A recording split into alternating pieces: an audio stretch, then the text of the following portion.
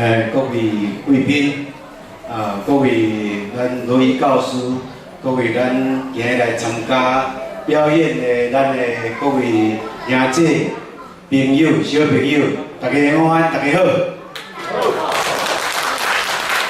先多谢今日大家拨假来参加咱第2届所主办的这个向母语教师致敬的活动。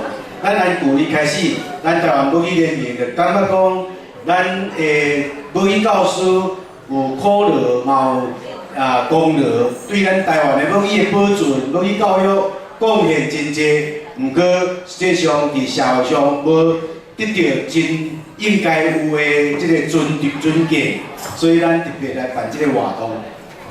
今日是算足老节的一日啦，吼。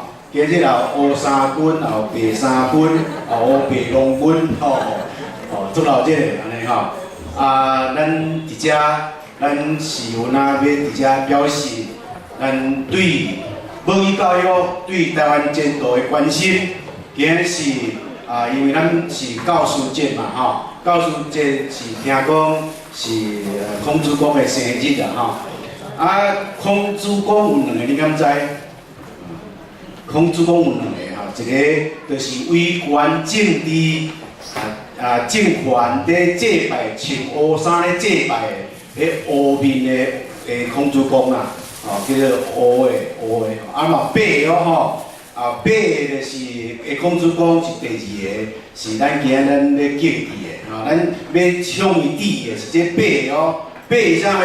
大家可能无注意到，一向无注意到，孔子公嘛是母语教师呢，孔子公是其实母语教师，佫是流浪教师呢，伊是流浪教师，爱着带先世界外世界流浪嘛，无得到当时的大家的注重嘛，所以是流浪教师。像咱即摆母语教师做类似啦，咱来世界流浪教足侪课，走来走去安尼吼。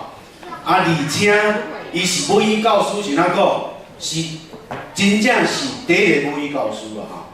伊讲啦，无术而不作，捌听过嘛？讲我干那用嘴教课，我无要写不做，无要写作。